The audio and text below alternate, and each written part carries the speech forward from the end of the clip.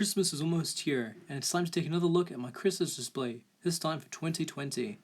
It's all lit up and right underneath my Christmas tree, but this year there's a new Harry Potter themed section, as well as a lot of new great additions. So let's take a look. The toy shop and Santa's workshop are the same as last year, but there's a brand new Harry Potter section as I mentioned earlier, and there's a lot to see here. The big building at the back is the Clock Tower set that was released last year, and it has the Yule Ball costumes for a lot of characters, which tie into the Christmas theme of the entire thing.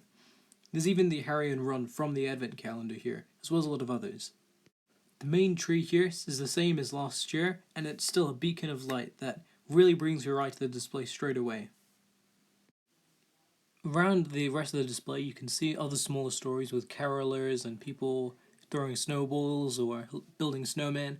All these other smaller little bits help to bring the whole thing together and have a really cohesive story along the entire display. Around the other side you can see some presents gathered around the tree, the main train going through the entire display, and some more Harry Potter items towards the back. Here we can see the Santa's Workshop set with some of the elves and other presents.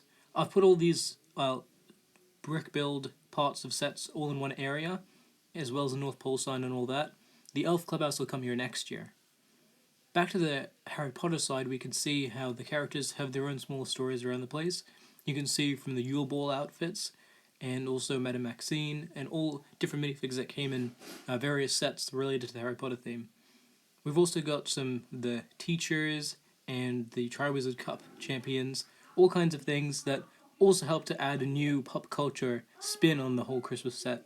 You might notice that the display has some string lights integrated into it. These lights really make the display come alive at night, and they fill in the little gaps in some of the buildings. They help light up the street lights or are illuminated the inside of the toy shop like in this photo. And especially in the Harry Potter side, you can see how they can come around and add a lot of magic to that display especially. These lights continue around the Santa's Workshop portion and are one large light that starts at the back on the right side and comes all the way down and ends at this Christmas star.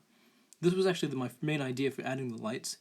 The star really stands out at night and it's like a beacon, and all the other smaller lights around the tree help to look like other smaller lights on it. Santa's sleigh here is elevated with some trans-clear parts, and in the back you can see the Whomping Willow and the Expecto Patronum sets. I have plans to next year add lights and a motor for this train that goes around the display. It's important that it's not at the very edge of the display, because otherwise it may fall off it at high speeds when it's motorized.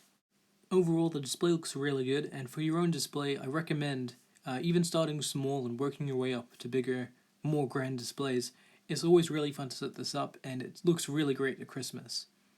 I'll be sure to keep updating it next year, and it's great to see where it was last year and the year before. Thanks for watching, and I'll see you later.